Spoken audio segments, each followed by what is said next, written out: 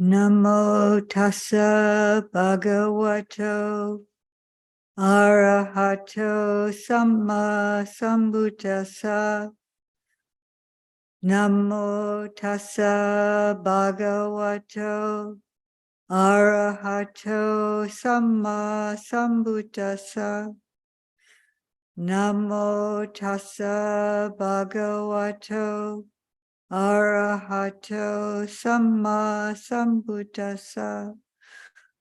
Buddham dhammam sangham namasami. So I just took a brief refuge in the Buddha Dhamma Sangha, and I tried to represent the Lord Buddha's, thank you, the Lord Buddha's teaching, the best to my understanding. Some of this is coming from various teachers, and some of it's coming from my understanding of the suttas, how I can understand what the Lord Buddha maybe, hopefully I'm understanding what he's pointing out here. So during our winter retreat, the last number of teachings was focused, there was on Vedana, or feeling, and that's and I gave a talk last week focused on feeling, and feeling is one of the five khandhas, five aggregates. And this week I want to speak about perception, or sanya. So the five aggregates of clinging, or what we confuse or assume, or maybe even is taught to be self, a self, ourself, as mind, myself. So the five aggregates are body, feeling, perception, volitional formations, and the six consciousnesses, the consciousness that arises at the senses, the five physical senses in the mind. And they're in Sanskrit, they're called the skandhas.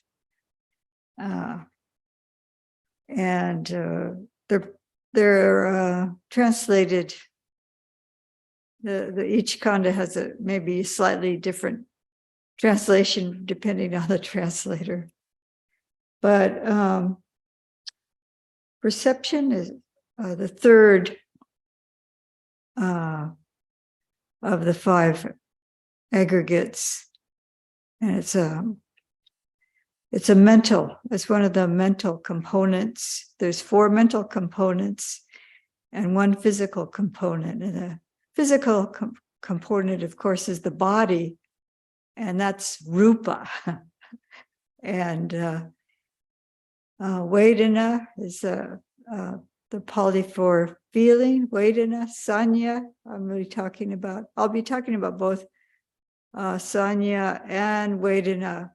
Vedana, they kind of they influence one another. So I'm going to talk about them together a little bit, as well as focusing on perception. So we have feeling, perception, and then sankhara. And that Bhante Sujato, if you go to Sutta Central, he translates that as choices. But I like volition, and Ajahn Brahmali calls it will, or willed actions, or something like that. I can't remember exactly, but there's a mental formations.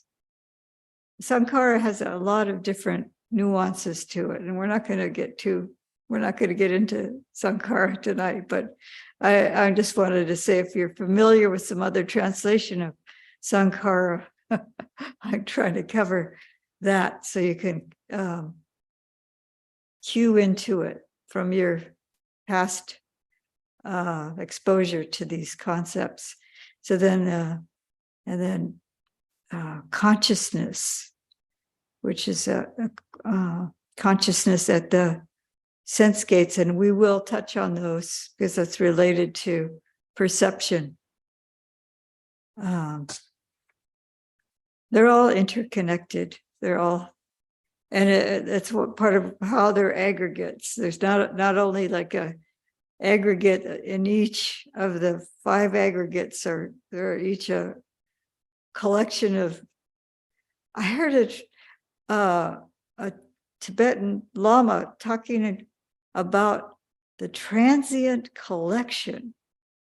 I was hearing him say this over and over again in a talk he was giving, and I was like, I couldn't quite catch because of his accent what he was saying, and finally it dawned on me, he's saying transient collection. That's the khandhas, that's the skandhas, and so that's what this sense of self is composed of, or how we perceive ourselves.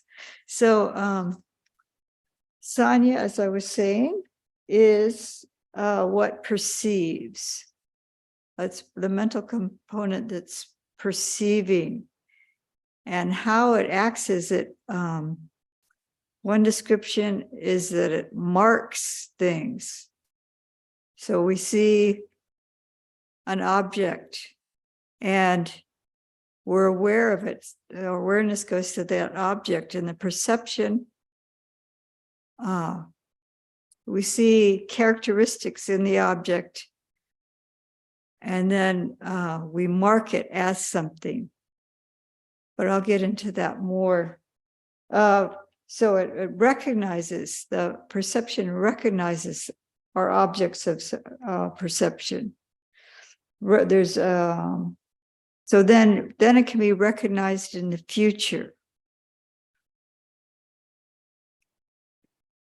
So the sanya, or perception, arises independent on the object that it senses, that's from the sense gates, that arises from consciousness at the sense gates. And then there's a sixfold perception, which is, as I was saying, it's described as the object of the senses. The 5 physical senses, they're objects. So it's just forms visible by the eye, sounds, so sounds, smells, taste, touch, and then the dhammas, the mental phenomena. So the Pali is rupa sanya, so that's a we would say sight, but they say that it's described as forms visible by the eye. So that's rupa sanya. Sada sanya is a sound, perception of sound. Gandha sanya is a perception of odors. Rasa sanya is the perception of taste. Potaba sanya is the tactile or touch, perception of touch. And Dhamma sanya is the perception of the thoughts or the mental formations, the phenomena that is arising. So as we perceive these different things, we're kind of piecing together the perception of our experience, of our environment, of what we're experiencing in the present moment. So we recognize objects through our senses, and then the object is labeled. So this is the mark. So I see something and I recognize it. That's a clock. Or I might confuse it. as for something else because it looks similar. Like I learned something of that shape to be something else. So my perception of it could be correct or incorrect, but it's because there's some kind of recognition. So we'll say that, recognize, label it as, sights would be color blue, or car. A sound, maybe we'd have barking of a dog, loud. So there's these labels that are, that's how perception is working. It's labeling things. It's for future recognition, or kind of our file cabinet of labels. And so we pull out, what from our file cabinet, some kind of label for our experience. So feelings and perceptions influence one another. And you might remember or know that feeling is the experience of at the senses of things being pleasant, unpleasant, or neutral. So we're perceiving things as pleasant, unpleasant, and neutral, and then that's also categorized. So then we're recognizing something, and then that the Vedana, or the feeling, if I've tasted something and it was pleasant, and I recognize something as having a pleasant taste, and then so then my opinion about it comes up. My view of something is influenced by perception and feeling. So all these all start getting really compounded.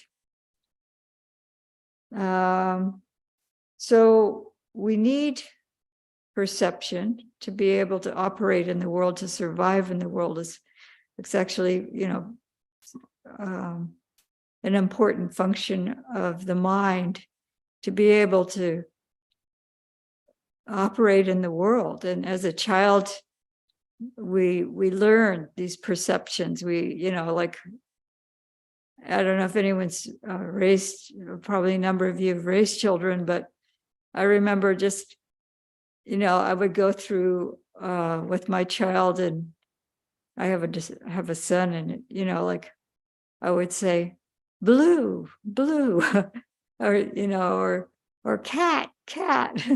So it's like, and so this is prompting him to have these labels for things, so he recognizes it. So this is how we learn, and then he learns the cat is soft. We can pet the cat soft. That's pleasant. This is a pleasant experience. So then we start forming these views and opinions of things. It keeps building from our experience.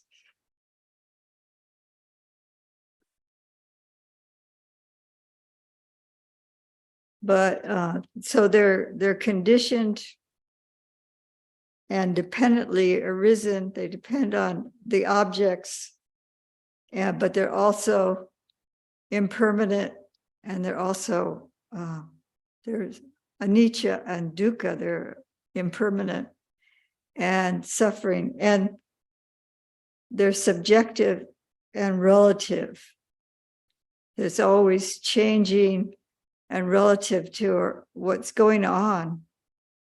The cat may be pleasant at one point, but then the cat might be not want the child to grab onto the fur and scratch the child or something. So then there's the unpleasant.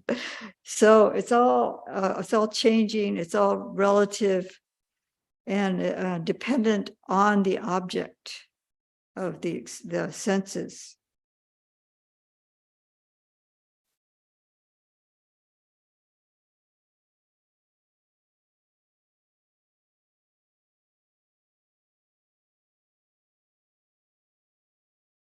So they as I was saying, feeling and perception, they condition one another, and because they're so closely associated.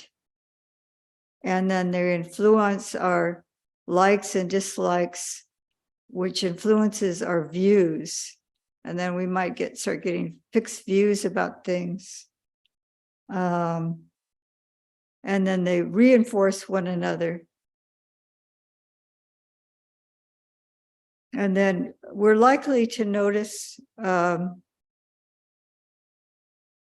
what's pleasant and unpleasant. This is so perception is dependent on awareness of an object, and we're most likely to be aware of the pleasant and unpleasant objects in our environment. So our perceptions are going to be more focused on those kind of things.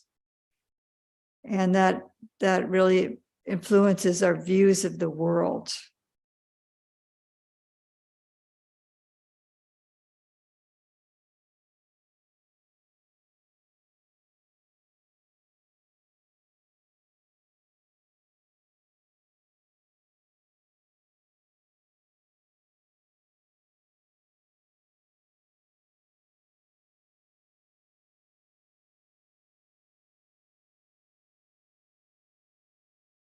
So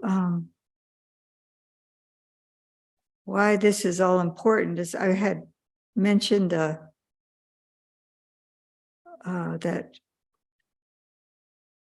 this view of self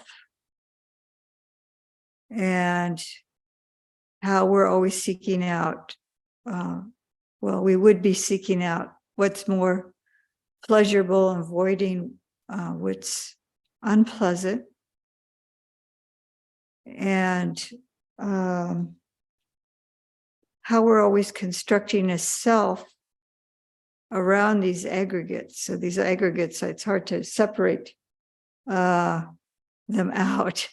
But when we start observing the individual aggregate, each individual aggregate, we can see how we are constructing a self based on some of these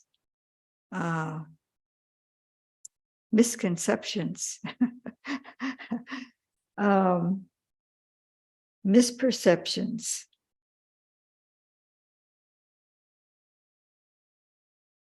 So I'm just considering, I have some notes here, whether I should jump forward.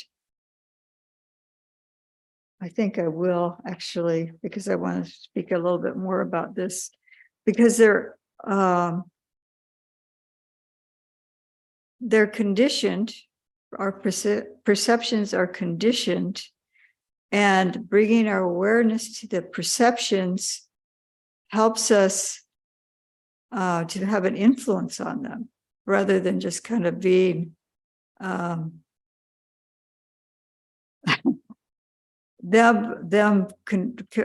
being kind of in control of our life. That we can start unraveling these preconceptions and recondition them.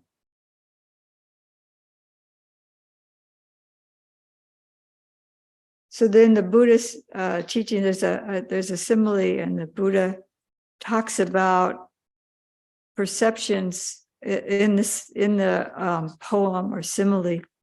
He says that perceptions are a mirage, because our perceptions fool us. They so like a thirsty person is in the desert and they see a mirage and they think they can be satisfied by this water. And they're heading towards the water, and they know no matter how fast they're walking, it just keeps getting staying as distant as it was before. So We chase after our illusions, hoping to find security, satisfaction, and lasting self. This is how this illusion, and this I looked at the online dictionary, and a description of a mirage is an optical illusion caused by atmospheric conditions, especially the appearance of a sheet of water in a desert or on a hot road, caused by the refraction of light from the sky by heated air. So it's an illusion caused by conditions. That sounds like right there in the Buddhist teaching, right? This illusion of self caused by conditions. And one of our conditionings is our perceptions. And then the second definition of mirage is something that appears to be real or possible, but in fact is not so. So I think this is what the Buddha might say about the self. So in the Buddhist teaching, there's something called the 4 vipalasas, which is in Bhante Sujato's translation is a perversion of perception, or it's actually, there are 4, this is from the Vipalasa Sutta, and there are these 4 perversions of perception, mind, and view. Perversion, I think Ajahn Thanissaro translates it as distortion of perception, distortion of chitta or mind, and distortion of view or ditthi. And the 4 perceptions is taking things that are impermanent as permanent. And the second one is taking what is suffering as happiness. And the third one is taking something that is not self as self. And the fourth one is taking what is not beautiful. Bhante Sujato says ugly. He uses asubha. It's ugly and as beautiful. So these misperceptions, or I also saw confusion, corruption. I don't remember. I think Bhante Bodhi says distortion, distorted perception, distorted view, distorted, and mind is like awareness. The awareness or the chitta is, well, the perception arises in the chitta and it's distorted. They come together. So as you might recognize, many of you might recognize the first 3 as the 3 characteristics. And these 3 characteristics are distorted. The vipalasas, the misconception of the characteristics. So this is ignorance. This is delusion. So bringing our awareness to these, and then also asubha. We're hoping that sometimes it's this asubha contemplation is often directed towards one's body or the bodies of others, this physical form, or food, or what we would like to see as pleasing, but it's actually because of the anicca, because of impermanence, and because everything is a sankhara. It's all conditionally formed. It's formed of many aggregates. It's not this discrete whole thing that's going to be around forever. And so if we start really contemplating it, we could see the unattractiveness of it. So this, I could read this sutta in its entirety. It's a very short sutta. And this appears in the numerical discourses, if anyone would like to see the sutta. So if you want to look it up, it's AN 4.49, and that's Vipallasa Sutta. And this is Bhante Sujato's translation.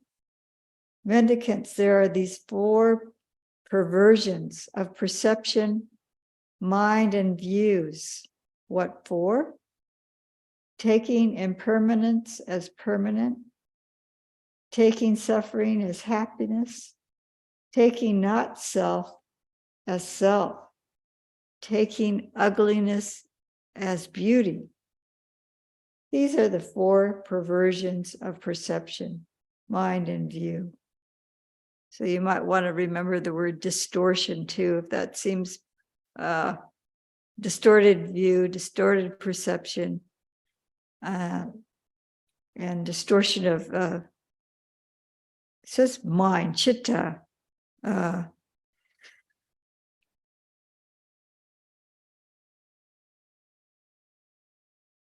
There are these 4 corrections, the 4 corrections of perception, mind, and view. What for? Taking impermanence as impermanence, taking suffering as suffering, taking non-self as non-self, and taking which is innately ugly as ugly.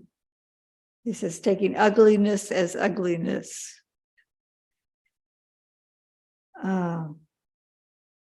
These are the 4 corrections of perception, mind, and view. So the Buddha is encouraging us here to correct here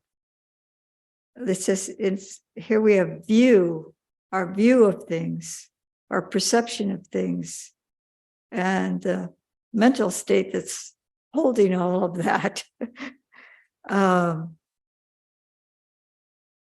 So being aware of the vipallasas, being aware how we may be mistaken about these things, even at a very subtle level. I mean, we might understand intellectually, oh yes, everything's impermanent, but we may be grasping to something, at least wishing it were permanent. And that, or there's something in our minds that's so deep that we're not even aware that we're clinging to it as permanent, something. So the more we bring awareness to this, the more we're able to unravel that and correct it. This is what the sutta is talking about, correcting.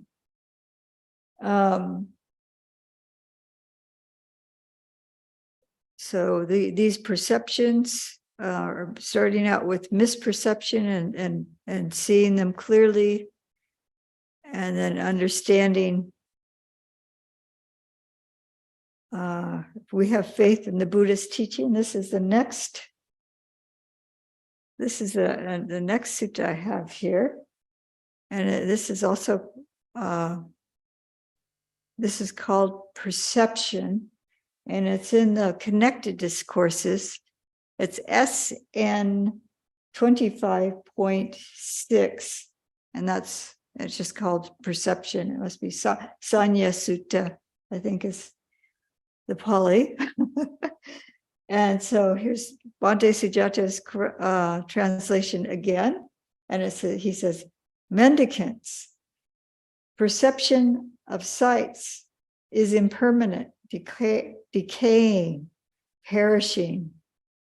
Perception of sounds, perceptions of smells, perception of tastes, perception of touches, perception of thoughts are impermanent, decaying, and perishing. Someone who has faith and confidence in these principles is called a faith follower. So really training ourselves really to see the impermanence of phenomena, all the sense bases. This bringing up a faith follower is someone who is on the path to stream entry.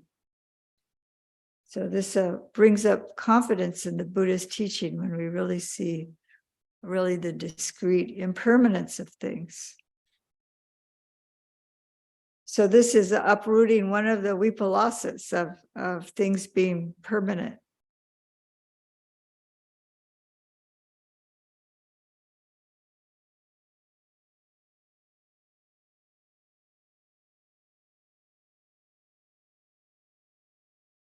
And then the three characteristics help.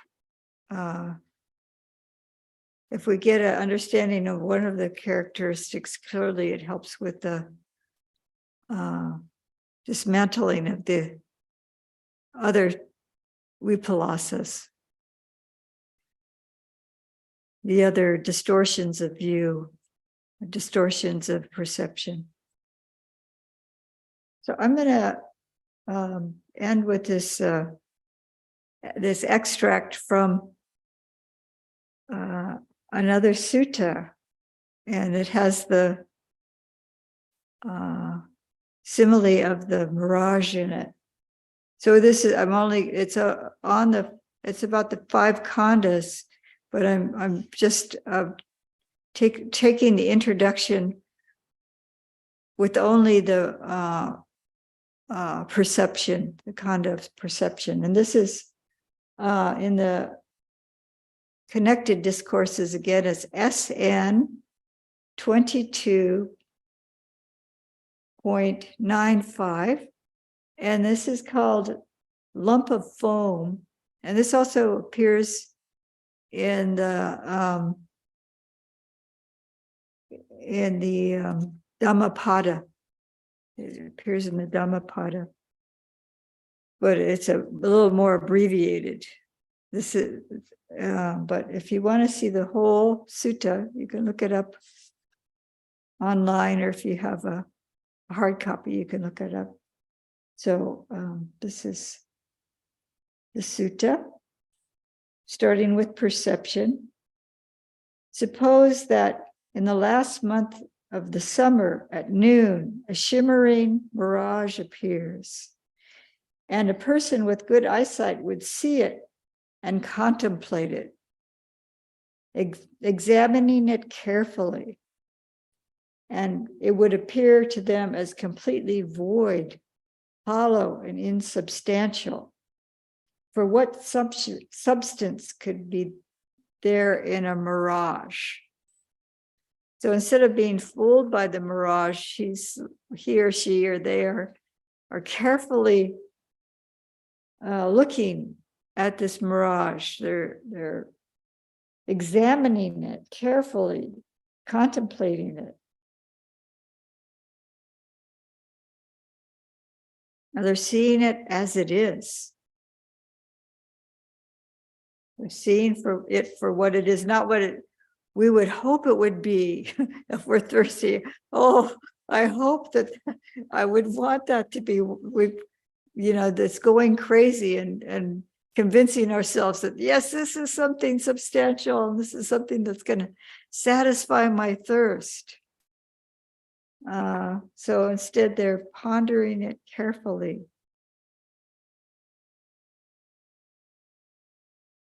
examining it carefully. In the same way, a mendicant sees and contemplates any kind of perception at all, past, future, or present, internal or external, coarse or fine, inferior or superior, near or far, examining it carefully, and it appears to them as completely void, hollow, and insubstantial. So this is really pointing at the concept of non-self. For what substance could there be in perception? So here's the verse that goes along, or the poem that goes with it. Form is like a lump of foam, feeling like a bubble, perception like a mirage, volition like a banana tree or plantain, and consciousness like a magic trick. So taught the kinsmen of the sun. However you contemplate them, examining them carefully, they're void and hollow when you look at them closely. I think that's as far as it goes in the Dhammapada verse, but then there's more to this. Concerning the body, he is of vast wisdom. He of vast wisdom has taught that when three things are given up, you'll see this form discarded. Vitality, warmth, and consciousness, when they leave the body, it lies there tossed aside, food for others, mindless. Such is the process, this illusion, cooed over by fools, is said to be a killer, for no substance is found here.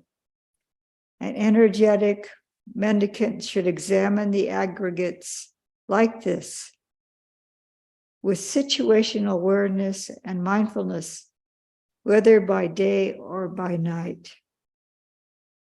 They should give up all fetters and make a refuge for themselves. They should live as though their head was on fire, aspiring to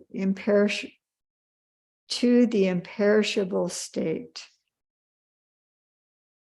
So the Buddha's, that expression, the head being on fire, is that if we realized our turban or head was on fire, we'd make every effort to put that fire out. So this is every effort to penetrate these teachings, to come to the end of this suffering, this dukkha.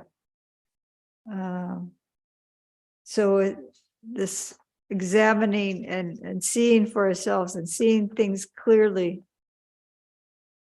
I've heard people that just really having the experience of anicca, even the rising and passing away, they're just really bringing joy, just really seeing things very clearly as they are. So this is what this teaching is about, is to uproot the ignorance and to see things clearly. And it also will bring us joy and happiness and freedom and wisdom. So I offer this for your reflection.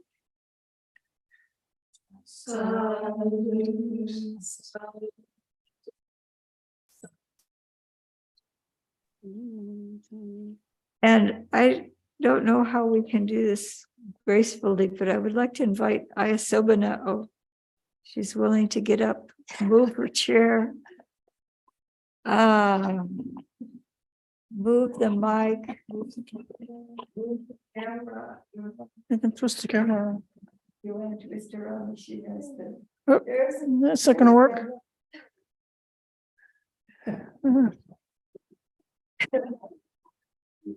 Let's see. Now, this is like a selfie. Can you see me now? Yes. I'm so glad that you spoke about the Vipalasas and about this important interaction between perception between feelings and perceptions.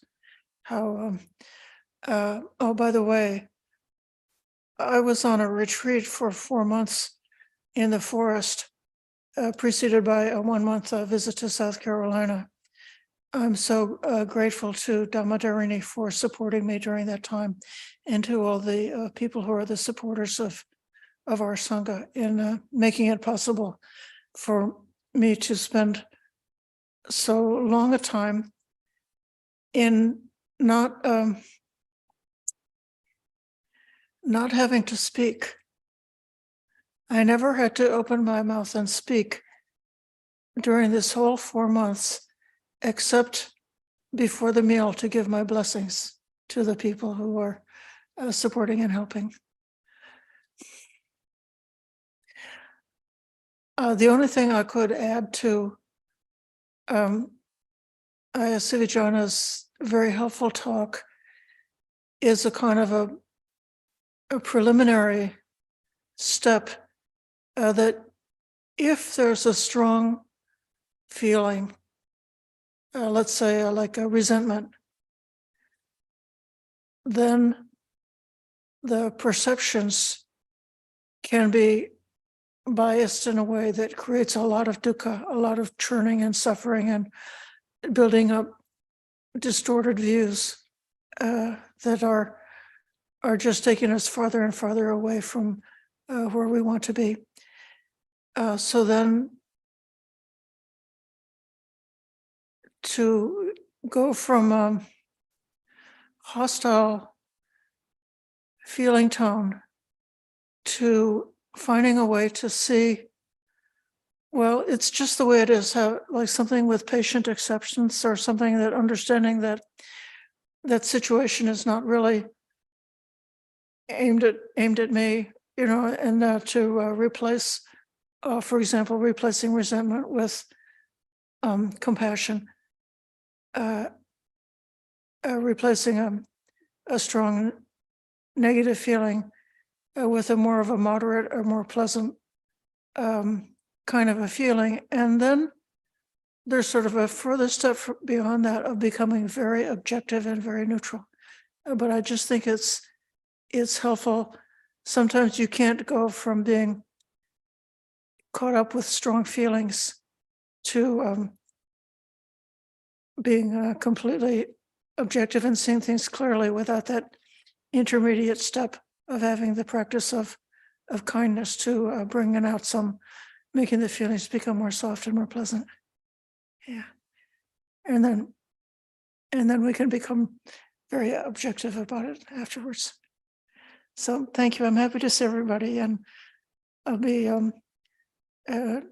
leading some of the regular programs going forward. Yeah. Thank you, Amy. Yes. You may need to adjust that, is it? Yeah. That's probably okay. That's good time. Thank you. Yeah. So we have a lot of tools. I mean, of just observing the perception or misperception, but seeing the dukkha in it and using other tools to help with the overcoming the dukkha. This is the beauty of the Buddhist teaching, is there's so many different wholesome things we can develop to help overcome our misperceptions and our the way we're driven by these misperceptions. This was kind of a big topic, and so I went. If people want to stay a little longer, is that okay? If a person wants to excuse themselves early, they could, and we could just, if there's a question or comment, or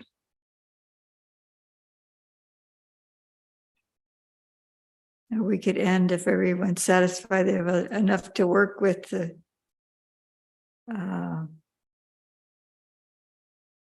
You can put your virtual hand up or unmute yourself, and if you have a question or comment.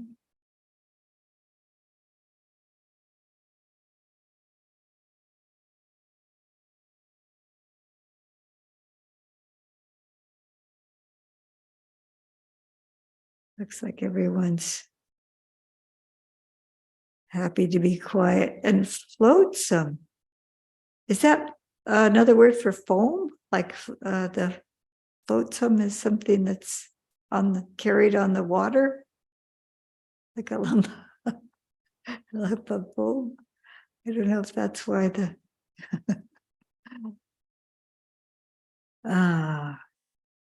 yeah. So to just really examine our experience closely and seeing how these misperceptions are influencing our lives, and that we can unravel them.